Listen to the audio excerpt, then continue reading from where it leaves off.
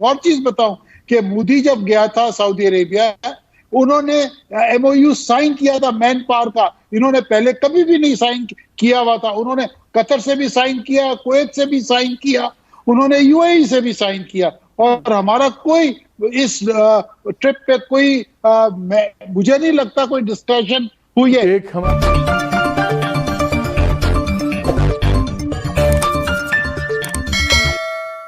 हमारा ख्याल था कि शायद एग्रीमेंट होगा मैन पावर के ऊपर, उसके ऊपर फॉर्मल एग्रीमेंट कोई नहीं हुआ। और फरवरी में जब गए थे 2019 में क्राउन प्रिंस सऊदी अरेबिया के इंडिया में, तो उन्होंने वहाँ पे 100 अरब डॉलर्स की इन्वेस्टमेंट अनाउंस की थी।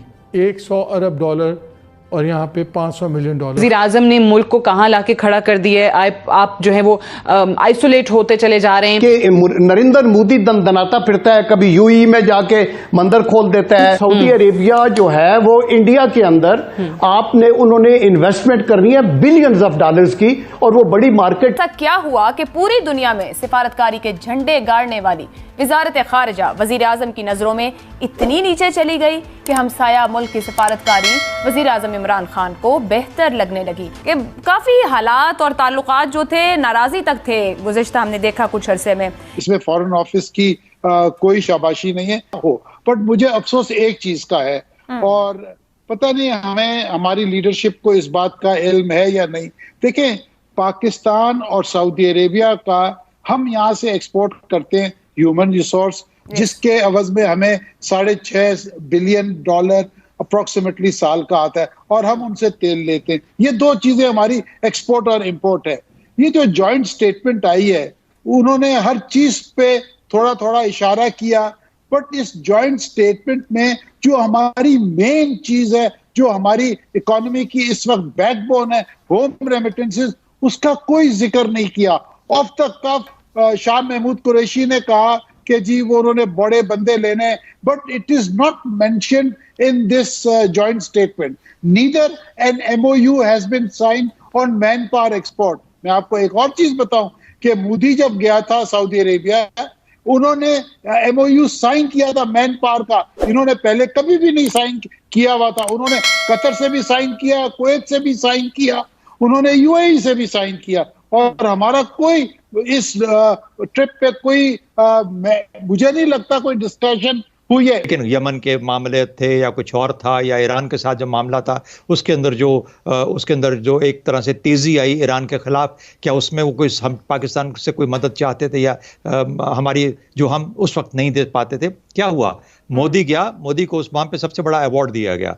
ये कहा गया कि पाकिस्तान के जो वहाँ पे हमारे जो लोग काम करते हैं उनको वापस भेज दिया जाएगा। वो खतरा पैदा हो गया। उसके बाद फिर 20 अरब का हमारे साथ मुआहदा हुआ, 70 अरब डॉलर का मुआहदा हिंदुस्तान के साथ कर दिया। अच्छा, ये तमाम पैगामात थे।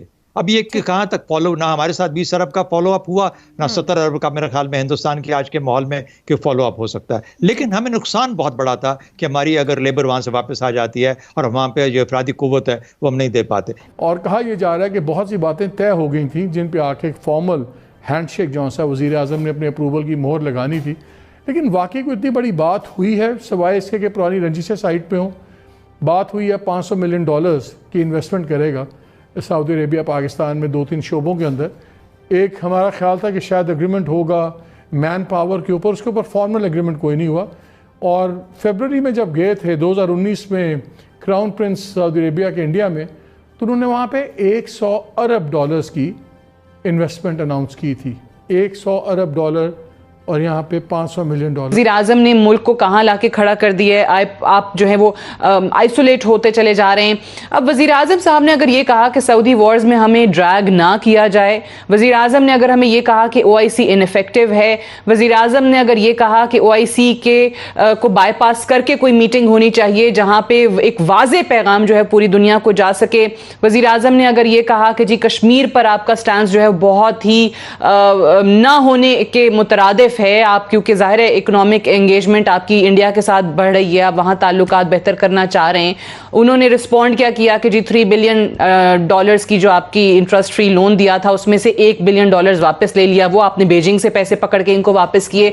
तो आखिर अगर यही वजूहात हैं ताल्लुकात खराब होने की। देखें सादिया, दी वेरी फैक्ट के प्राइम मिनिस्टर की क़यादत में जो हुकूमत है उसके दौर में हम इस नौबत पे पहुंचे कि एक सऊदी अरेबिया जैसा मुल्क, रीज़न कोई भी हो, एक सऊदी अरेबिया जैसा मुल्क जिनका हमारा तारीख पूरी का एक बड़ा एक हिस्सा हमारा एक दूसरे के साथ एक हमारी तारीख है, कोऑपरेशन की मिसाल दुनिया देती है, यहाँ नौबत पहुँच गई है कि वो कहते हैं $1 अरब भी वापस कर दो, हमारे बंदे भी वापस वो कर रहे हैं, हमारे साथ गुफ्तगू नहीं। इंडिया के साथ पहले भी तो सऊदी हुकाम वहाँ रहे हैं, क्या पहले भी शाह फैसल के वक्त और दूसरे तीसरे ये मुकदमे, तो हम ये कहते हैं कि ये वर्सनिंग सिचुएशन है। लेकिन नौबत यहां तक क्यों पहुंची कि नरेंद्र मोदी दनाता फिरता है, कभी यूएई में जाके मंदिर खोल देता है, कभी हमसे वो नाराज है, कभी ये नाराज है। देखिए स्टेट्समैनशिप का चैलेंज ही ये है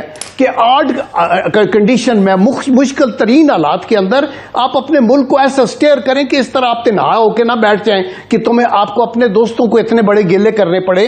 यहां नौबत आई कैसे? That is the important. देखिए सऊदी अरेबिया के इंटरेस्ट इंडिया के साथ अभी इतने ज्यादा बढ़ गए हैं। हमारे साथ तो उन्होंने वादा किया कि आपकी रिफाइनरी लगाएंगे $12 बिलियन की, और MOU साइन हुआ और वो ठंड में पड़ा हुआ है। लेकिन सऊदी अरेबिया जो है वो इंडिया के अंदर उन्होंने इन्वेस्टमेंट करनी है $बिलियंस की, और वो बड़ी मार्केट है।